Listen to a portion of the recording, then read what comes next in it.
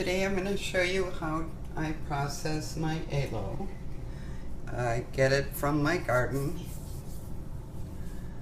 I live in South Florida, so aloe is very easy to grow here.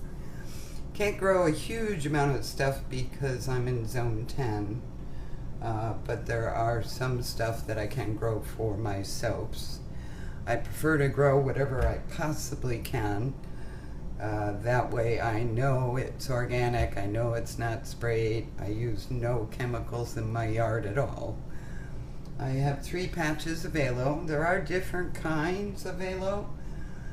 Some have better properties for soap than others. It also depends on your growing area, your growing zone. I used to live in Illinois and I would grow aloe indoors. At that point you'd have to have, decent lighting and everything like that. So anyway, I will show you how I pick my aloe. It's always best to cut it at the base of the aloe plant, and then we will move on. So this is one of my aloe beds, and I come in and take one of the leaves.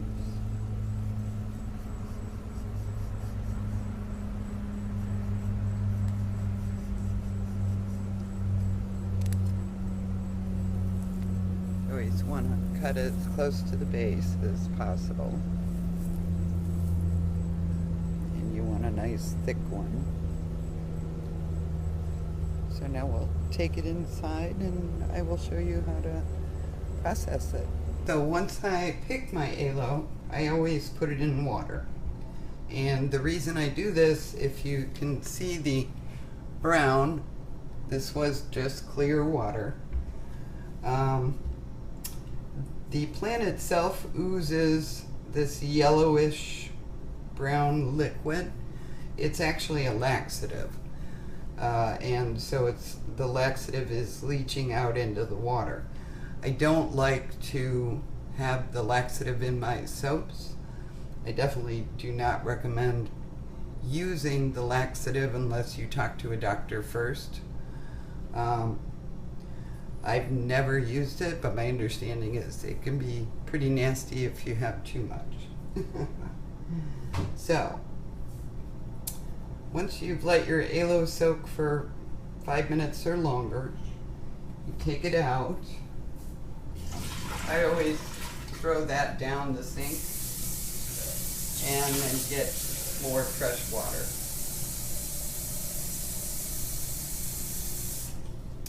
Today I'm not making a lot of aloe because I already have some, but I have all the stages ready, so I wanted to show you.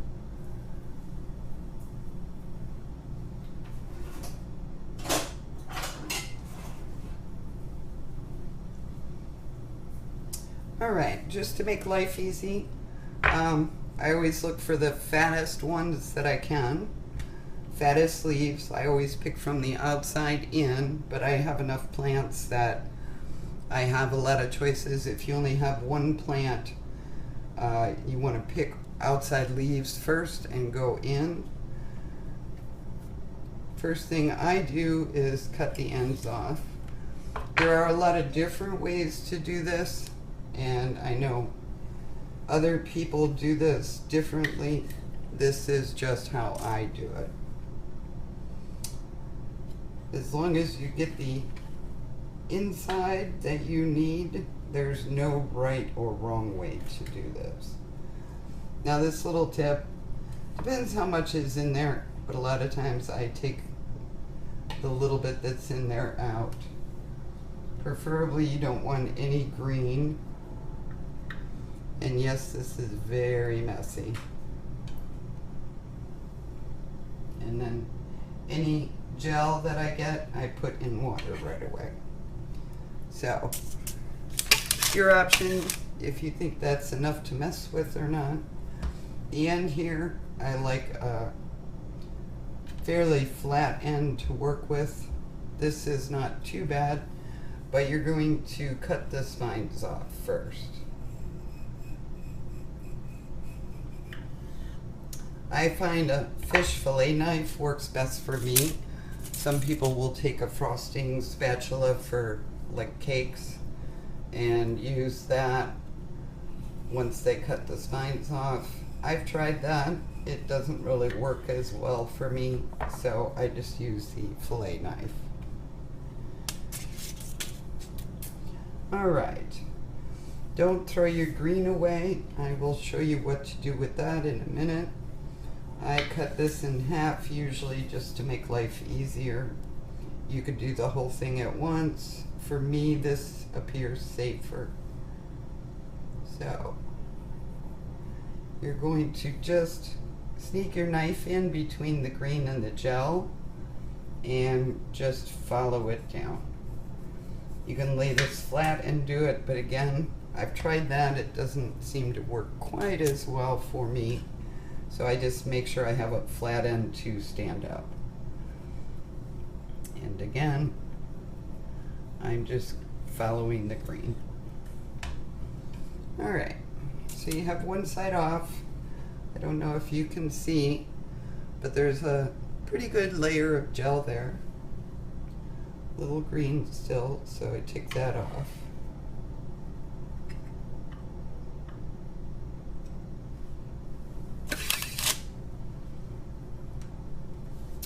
All right, now the other side.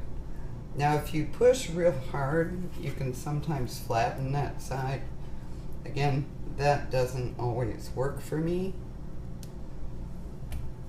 Well, try it this time. Basically, you want to get in between the gel and the green. You want your knife pointed pretty much towards the green so that you're not taking a lot of gel with it. And this is very slippery, so be very careful. It's very easy to cut yourself because it is so slippery. So, there's that. Not a lot of gel in there, so I'm not going to bother with that. Put that aside. You can see you still have green. So basically just take your time. Try to lose as little gel as possible. But you want all the green off.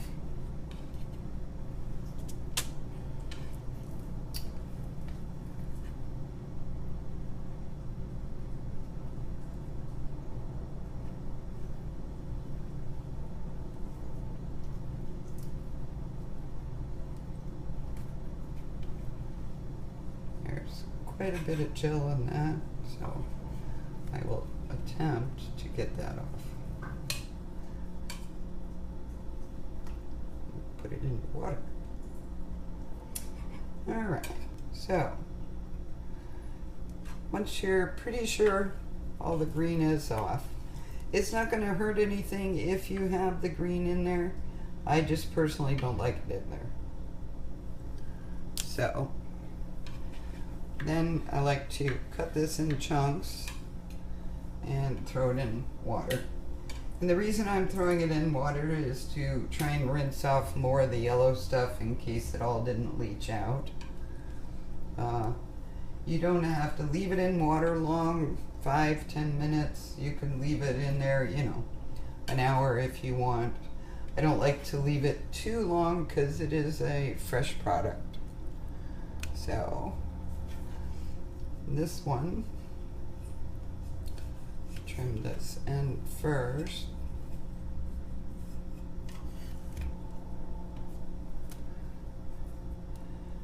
Now, this one's a little bigger, a little bit easier to flatten if you choose to. Again, I still don't really like to do that, so on the larger pieces, I cut you can see this end is bowed, almost a half circle, and this side is flat. So basically on the half circle side, see if I can do this so you can see it, I cut the sides first.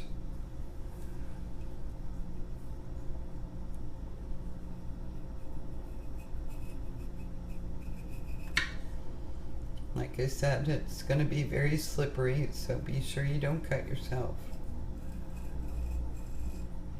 And I just slowly work around the curve.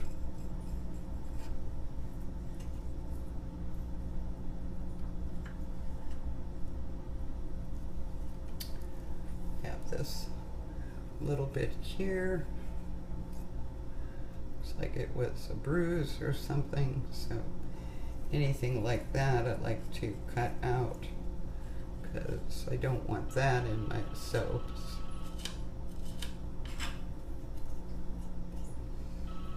Alright, put that aside. Now you have the bottom, which again you can hold flat and go down. I'm not always real comfortable doing that because of the slipperiness, so I like to have my hands behind the knife when possible.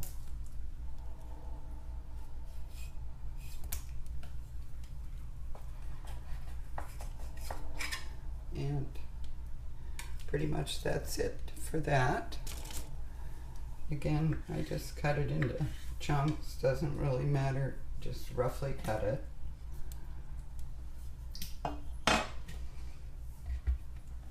And there, it's in the water.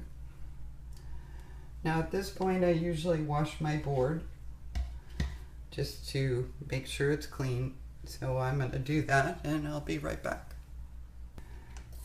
Normally I do larger batches of this, but I still only like to do about a week's worth of what I think I'm going to use because it's readily available to me. I personally don't like to store it more than a week and a half in the refrigerator. I don't add water to it or anything after this last rinse here. I usually use a much bigger food processor, but for the sake of demonstration, I'm just going to use this small one. It is pretty noisy, so I will probably fast forward through that. Basically what you have, if you can see, I did miss a little bit. There's some green, but that's okay. It won't actually hurt anything at this point, and the amount that's in there is pretty minor. So I then take the aloe and put it in here. The alidin, the laxative, is pretty much washed off. You can see my water is pretty clear, so there wasn't a lot left. And again, this part is rather messy.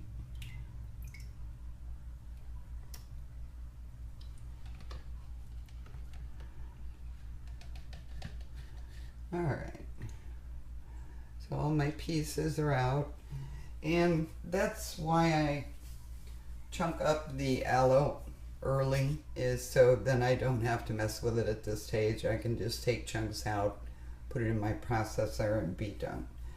This I throw away.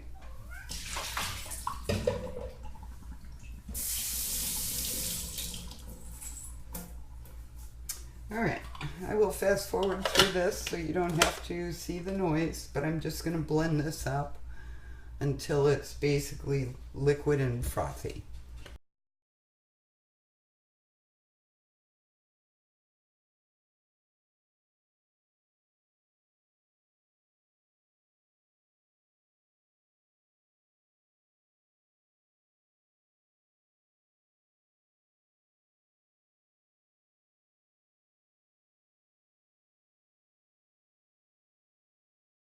Alright, that looks really well. If you can see, it's very frothy, very liquid. I can easily see there's no chunks in there. So that part is done. Like I said, a little messy. Always have a wet paper towel. Just wipe everything down and clean it off well. I don't like to wait and let the aloe dry. At that point, it's even harder to clean off. So, I'll let that that's clean, I will set that aside. Alright, here's some aloe I made a couple days ago. You can see there's a slight change in color. I've never found that to hurt anything. Obviously, this is clearer. Now, at this point, a lot of people like to strain it, but I find as long as I don't have a lot of chunks in here, I don't worry about it, because you are gonna use your hand blender, and when you add this to the oils, it's gonna mix in just fine and you won't notice anything. As long as you've done this stage well and you have no chunks, you'll be fine. If you choose to put it through a strainer, you can. That is totally an option. I just don't choose to. And then I just clean all the goodness out and store it covered in the refrigerator, and you're good to go. So the other thing that I wanted to show you is I save all my leaf pieces. Now, if you want this to go faster, you can put this in like a 200-degree oven, just a very low oven, the lowest setting your oven goes on, and these will all dry out.